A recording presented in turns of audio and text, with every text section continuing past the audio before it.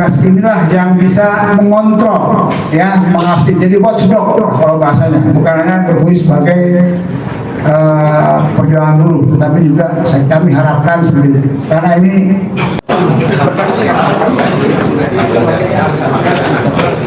baik, terima kasih teman-teman sekalian. Selamat sore, selamat sejahtera kita semua. Assalamualaikum warahmatullahi wabarakatuh.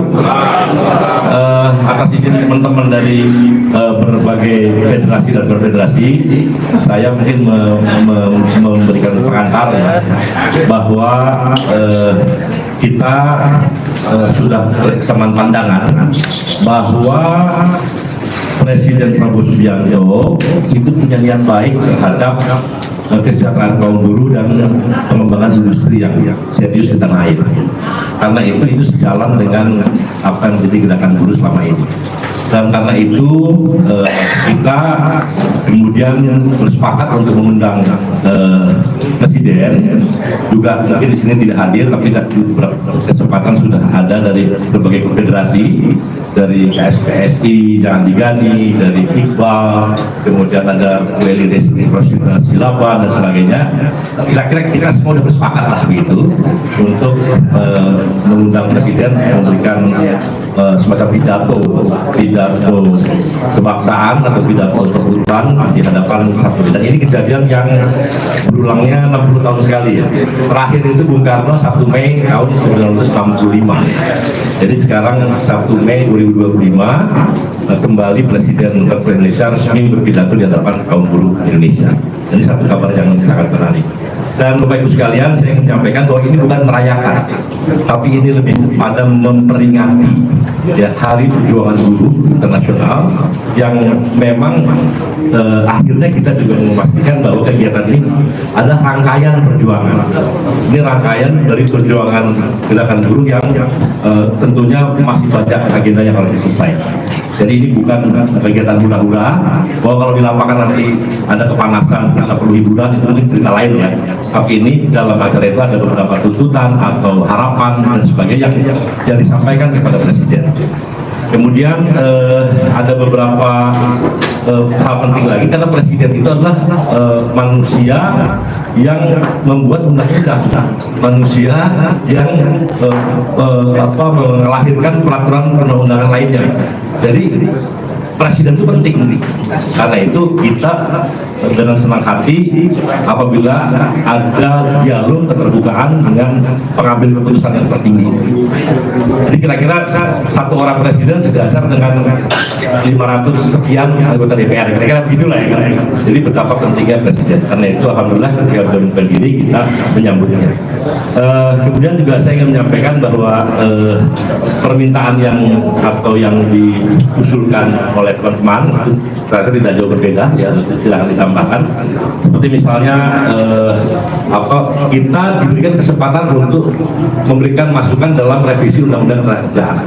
Undang-Undang Kerjaan itu sekarang ada Undang-Undang 13, ada Undang-Undang Cipta Kerja, ada undang-undang, ada pasal-pasal yang dibatalkan oleh Mahkamah Konstitusi, banyak yang dibatalkan.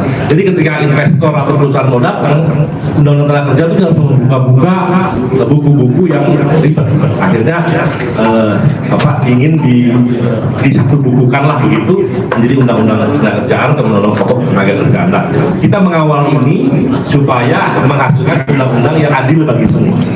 Itu bukan adil semata-mata untuk buruh, pokoknya nggak begitu. Kita pasti nggak begitu. Adil bagi semua, adil bagi kerja, buruh, bagi rakyat dan bangsa pada umumnya. Apa saja ya, outsourcing kita minta dihapus. Bahwa ada hal-hal yang memang mau nggak mau outsourcing itu cerita lain, ya kan. Tapi kalau kerjaan inti outsourcing ya pasti nggak masuk akal. Kalau orang meminta di perusahaan ini menjahit, bidang utamanya garment menjahit outsourcing itu nggak pantas, karena kerjaan utamanya menjahit. Kira-kira begitu ya. Tapi ada hal-hal yang memang mungkin tidak. Nah, kemudian pesangon yang wajar, upah yang layak pasti, serta pengakuan keberadaan pengemudi online. Jadi ojol ini juga bagian daripada yang kita perjuangkan dalam Undang-Undang Tenaga Kerjaan ini. Kemudian yang kedua adalah Undang-Undang Perlindungan Pekerja Rumah Tangga (PRT), itu juga agenda yang masih terus belum selesai. Kemudian ada Satgas PHK, ini penting untuk memitigasi potensi PHK. Jadi bukan mengakui ada PHK. Ini kadang-kadang orang suka salah. Satgas PHK seolah-olah oh berarti kita udah mengiyakan dong adanya PHK. Tidak, justru Satgas ini memitigasi. Kalau ada rencana PHK, PHK-nya berapa banyak? Bisa nggak ditunda dulu? Bisa nggak diberikan insentif misalnya negara untuk supaya mereka bisa survive dalam beberapa bulan sambil menunggu pasar yang baik?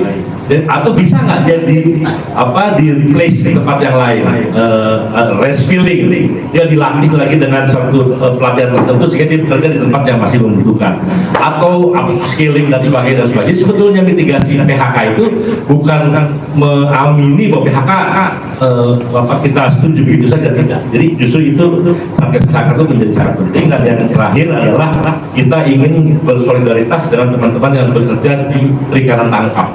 Ini belum ada peraturan tentang perlindungan pekerja perikanan tangkap. Itu sekarang di seluruh dunia ternyata banyak bermasalah negara-negara tentang nelayan-nelayan yang nangkap ikan, kira-kira begitulah. Apalagi kapal-kapal perusahaan itu banyak disebut perbudakan modern slavery atau kerja paksa dan sebagainya. Itu sekarang ILO tahun 2007 sudah membuat konvensi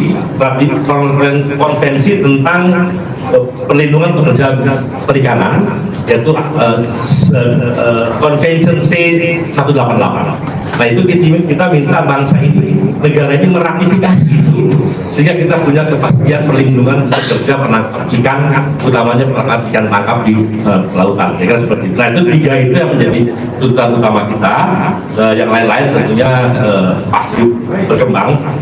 Silahkan nanti tambah dari teman. Dan intinya acara ini bukan milik satu dua konfederasi atau milik federasi, tapi ini milik semua federasi yang berkesamaan pandangan, konfederasi yang berkesamaan pandangan yang ingin menyelenggarakan kegiatan bersama Presiden di Monas dengan harapan atau dengan keyakinan bahwa Presiden telah betul-betul berbeda dengan mungkin presiden sebelumnya. Dia sangat membuka terhadap perbaikan-perbaikan kebijakan kaum buruh, pro kepada industri, artinya pro kepada kebangkitan industri dalam negeri, pro kepada petani yang kemudian akan membeli barang-barang industri, gitu ya. Ini semua satu ekosistem perekonomian yang gagasan itu kita baca sangat baik. Karena itu sementara kita bisa bersama-sama dengan Presiden di hari buruh. Kira-kira seperti itu. Silakan kalau yang lain mau menambahkan. Nah, soal peserta mungkin Pak Arif bisa sampaikan. Ya, terima kasih. Jadi peserta dari Mede hari ini Pak, ada banyak ya. Satu dari KSPSI-nya Pak Muhammad Jumur Hidayat, ada KSPSI-nya Pak Ali Gani, ada KSPI, kemudian ada KSBSI, ada KBRI, kemudian ada kabelnya Pak Dayang Muhyiddin, ya, ada KSBSI Data Pakpahan, kemudian ada Konfederasi Sargumusi, ya, ada KSPN, Kongres Pekerja Nasional, kemudian ada Aspek Asosiasi Pekerja Seluruh Indonesia, ada Aspirasi, ya, ada ya, intinya ada 7 konfederasi dan kurang lebih 60-an federasi. Ya, SPS-nya Pak Jumhur ini ada 14 federasi. Ya, kemudian ada KSBSI itu ada 6 federasi, kemudian ada KBRI ada 4 federasi, 5 sekarang. 5 federasi ada tambahan, ya. Ini yang pandai, yang sudah ngocek. Kemudian ada yang kita sebutkan semua. Ada yang baru adalah federasi yang sekarang sedang ini juga adalah yang BUMN di Grup Danantara. ya itu juga itu dalam ide ya, itu yang masih aset 15.000 triliun. Diharapkan federasi main ID atau yang disebut dalam Danantara yang aset 15.000 itu, federasi inilah yang bisa mengontrol ya, mengawasi, jadi watchdog kalau bahasanya, bukan hanya berfungsi sebagai perjuangan buruh, tetapi juga kami harapkan seperti itu, karena ini aset besar. Yaitu yang peserta May Day pada tanggal 1 Mei ke depan. Mungkin itu ada yang ingin menambahkan dari itu atau dari wartawan dulu mau menanyakan? Oh, silakan Pak Arif. Ya, terima kasih Pak Arif, Pak Gubernur, dan juga teman-teman semua ya. Ya, kawan-kawan media, saya Muhammad Rusdi, Presiden dari Asosiasi Serikat Pekerja Indonesia atau ASPI Indonesia, menambahkan apa yang telah disampaikan bahwasanya pemerintah dan juga DPR sangat welcome terhadap rencana revisi Undang-Undang Ketenagakerjaan, dan DPR minggu lalu sudah membentuk panja, Komisi 9 sudah bentuk panja, ini artinya memang kita sudah serius. Nah, dari kami juga ASP sudah membentuk atau membuat satu kajian-kajian pokok-pokok pikiran. Yang pertama adalah bahwasanya pesan kita kepada Pak Prabowo dalam media ini yang utama adalah dari sisi kami adalah bagaimana mengukur Omnibus Law ya, dan kemudian menghadirkan undang-undang ketenagakerjaan yang pro buruh. Nah, kemudian yang kedua adalah hadirnya peran negara secara maksimal ya, karena selama ini kami melihat negara tidak hadir secara maksimal. Yang berikut lagi adalah bahwasanya ruh dari undang-undang ketenagakerjaan ini harus dirubah. Bila sebelumnya Omnibus Law hanya namanya doang cipta lapangan pekerjaan ya, tapi faktanya adalah justru mempermudah adanya PHK ya, melalui Omnibus Law dan turunannya membuka 25 pintu PHK secara langsung atau secara tidak langsung melalui item atau klausul dengan alasan perusahaan menghindari kerugian, itu bisa mem-PHK orang kapan saja dan dimana saja dengan alasan apapun. Nah, artinya adalah salah satu maraknya PHK karena adanya undang-undang Omnibus Law turunannya yang membuka ruang PHK. Kemudian ditambah lagi kebijakannya dengan pesangon murah, dengan upah murah. Ya, ini yang membuat salah satu PHK itu larang. Ya, bukan hanya karena ancaman dari kebijakan Trump yang membuat pajak Indonesia itu masuk ke Amerika tinggi, tapi karena salah satunya adalah Pak Jokowi melahirkan sebuah kebijakan yang salah, yaitu kebijakan dalam Omnibus Law yang mempermudah PHK, upah murah, dan ini dimanfaatkan oleh perusahaan untuk mem-PHK karyawannya, mengubah status pekerja dari pekerja tetap menjadi pekerja kontrak dan bekerja harian atau outsourcing. Banyak perusahaan yang seperti itu mumpung atau sebagian lagi adalah memindahkan perusahaannya dari Jakarta atau Jabodetabek kemudian ke Jawa Tengah, Jawa Timur, karena ada mumpung kebijakan yang memudahkan dari PHK. Nah, kami ingin ruhnya itu ruh yang ingin sebelumnya menciptakan lapangan pekerjaan dengan menghancurkan perlindungan terhadap buruh, menghancurkan upah gitu kan, ini adalah tidak sejalan dengan ya semangat dari tujuan negara ini yang termaktub dalam pembukaan Undang-Undang Dasar 45. Nah, kami ingin undang-undang ketenagakerjaan yang baru ini ruhnya adalah semangatnya satu, mencerdaskan ya sesuai dengan tujuan nasional bangsa ini. Yang kedua adalah melindungi dari status kerja yang selama ini nggak pasti. Di Undang-Undang Omnibus Law itu membuat ketidakpastian, kontrak, outsourcing, ditambah pemagangan, ditambah kemitraan, jual-jual, ini nggak pasti. Ini harus dirubah. Sifatnya perlindungan. Yang ketiga adalah sifatnya kesejahteraan. Ya, melalui mengkaji lagi sistem upah kembali kepada upah minimum berbasis survei dari KHL, kebutuhan hidup layak, sesuai dengan apa sebelumnya. Ya, yang keempat adalah negara terlibat aktif dalam penyelesaian perselisihan hukum sosial Kalau selama ini orang berselisih buruh dibagikan itu, pemerintah lepas tangan. Ketika buruh ter-PHK, pemerintah lepas tangan. Nah, alhamdulillah Pak Prabowo kemarin kasus Rintek itu sudah memulai ikut ambil bagian. Dan kita minta bukan hanya Rintek. Setiap ada proses PHK, maka negara harus hadir sebagai wujud dari pasal 27 ayat 2 Undang-Undang 45. Ketika ada klausul setiap warga negara berhak mendapat pekerjaan, maka menjadi tanggung jawab negara untuk menciptakan lapangan pekerjaan, memastikan adanya pekerjaan bagi setiap warga negara. Nah, ini yang kami minta ya, bahwasanya logikanya harus berubah. Ya, itu mungkin yang kami sampaikan, ruhnya harus kemudian dirubah agar tidak menjadi basa-basi dari rejim ini. Terima kasih. Mungkin saya coba rekannya ada Danantara nih, saya ingin cukup ya, ini ada baru dari main dulu ya. Cukup Pak. Cukup Pak. Tanya jawab cukup Pak. Cukup. Ya, bismillahirrahmanirrahim. Assalamualaikum warahmatullahi wabarakatuh. Jawab Pak. Hidup buruh yang melawan. Jadi dalam kesempatan ini saya ucapkan terima kasih ya pada Ketua Umum DPP Kasih Pak Ibu Hidayat yang sudah menginisiasi acara ini, sehingga apa yang menjadi harapan kaum buruh Indonesia selama 10 tahun terakhir yang termarginalkan, teraniaya, tertindas oleh rezim sebelumnya ini, alhamdulillah kita tahun kemarin melakukan berkali-kali demo sampai jalan kaki, long march Bandung, long march dari Serang Banten menemui presiden, tapi presiden yang dulu itu nggak mau nemuin kita, malah kabur entah kemana ya.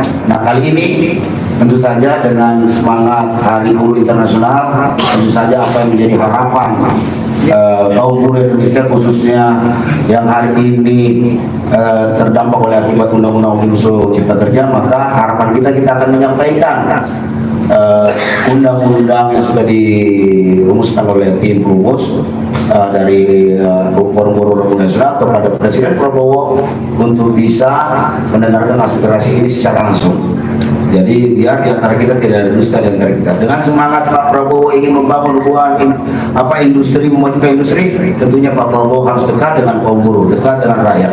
Karena mereka lah pilar-pilar bangkitnya ekonomi yang berbasis berdiri di atas kaki kita sendiri. Nah, dalam kesempatan ini juga, dalam hari juga ini, kita minta kepada seluruh kaum buruh Indonesia untuk bisa semaksimal mungkin berpartisipasi dimanapun berada di seluruh Indonesia untuk bisa memperingati hari ini, dan kita sampaikan bersama-sama bahwa kita minta Presiden Prabowo agar bisa segera menindaklanjuti putusan Mahkamah Konstitusi dengan melahirkan undang-undang ketenagakerjaan yang benar-benar melindungi pekerja dan rakyat Indonesia. Oke, cukup. Kira itu saja dari saya. Terima kasih. Assalamualaikum warahmatullahi wabarakatuh. Hidup buruh Indonesia melawan. Udah Pak. Udah cukup Pak. Cukup. Saya Nila Sumira, Presiden Asosiasi Serikat Pekerja Seluruh Indonesia atau Aspirasi, mendukung penuh perayaan May Day tahun 2025 yang tentu dipimpin oleh salah satunya nih tokoh buruh nasional, yaitu Bung Jumur Hidayat, dan insya Allah doa ya. Terus yang kedua, kami juga yang merupakan sejarah yang paling penting di Indonesia setelah tadi Bang Jumur sampaikan, setelah Soekarno, dan sekarang ada Prabowo Subianto bersama buruh, dan artinya sudah diketahui dengan clear dan jelas bahwa Prabowo bersama rakyat dan juga buruh Indonesia. Nah, cukup. Saya mohon nanti yang menteri-menteri jangan dimasukkan ya. Jadi kami jadi ini, jadi politis yang kita buruh. Silakan Bapak dari teman-teman wartawan, silakan. Yes.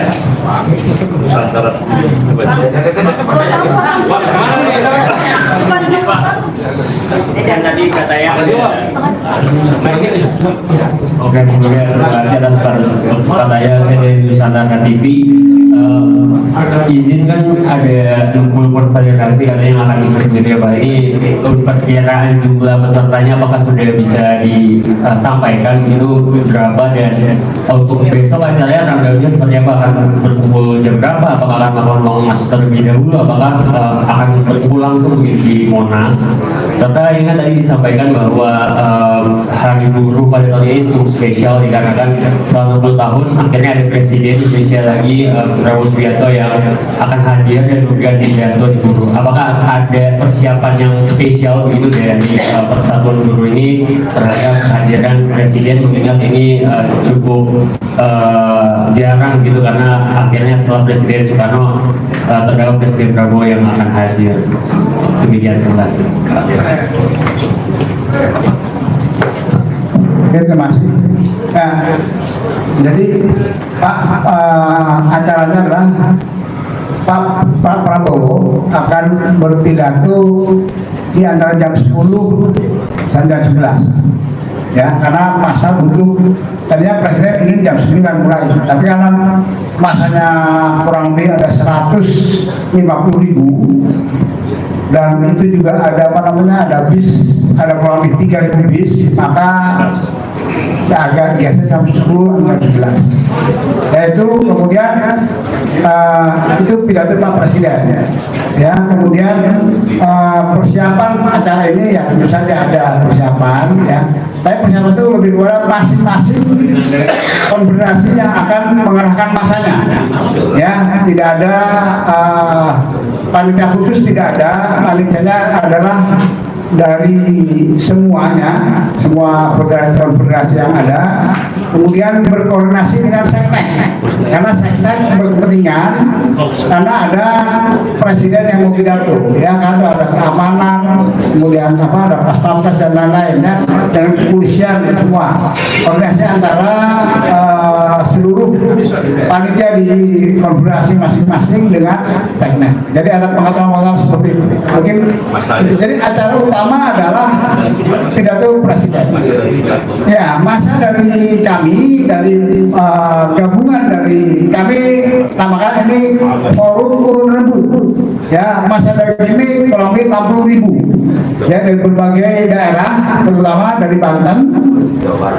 Ada dari Banten ada 12.000, dari DKI ada 15.000, Jawa Barat ada 20.000, kurang lebih ya. Itu kemudian ada masa-masa yang itu semuanya kurang lebih jumlahnya adalah 60.000 dan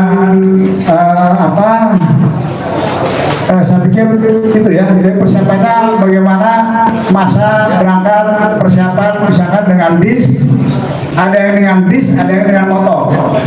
Nah, yang motor terutama dari Jakarta, ya, dari Jakarta Utara dan Timur, bahwa Pak Jumbur akan berangkat naik motor dari Jakarta Timur, gabung dengan Jakarta Utara, kurang lebih motornya ada 15.000. Pagi-pagi mulai jam 6 kurang lebih akan berangkat menuju Monas, ya, dengan 15.000 motor. Nah, Pak Jumbur akan berangkat dari Jakarta Timur, nanti gabung Jakarta Utara, tapi ini nanti sedang dibicarakan, ya. Tapi intinya dari ada motor juga ada bis, ada mungkin mobil-mobil kecil. Itu pemberangkatannya kurang lebih. Jadi untuk jumlah totalnya hanya 150.000. Ya, jumlah total 150. Dan yang gabung dengan kita, dengan Pak Jumbur itu ada 60.000. Ya, mungkin ada tambahan yang lain, ada 60.000 sampai 70.000. 60.000 itu sebenarnya SPSI saja. Dan SPSI mungkin tambahan yang lain 15.000-an, kurang lebih. Itu dari kami. Totalnya adalah 150.000-an. Ya, 150.000-an kurang lebih. Gitu. Ya, begini Pak, saya merasa dari media Mabes.com.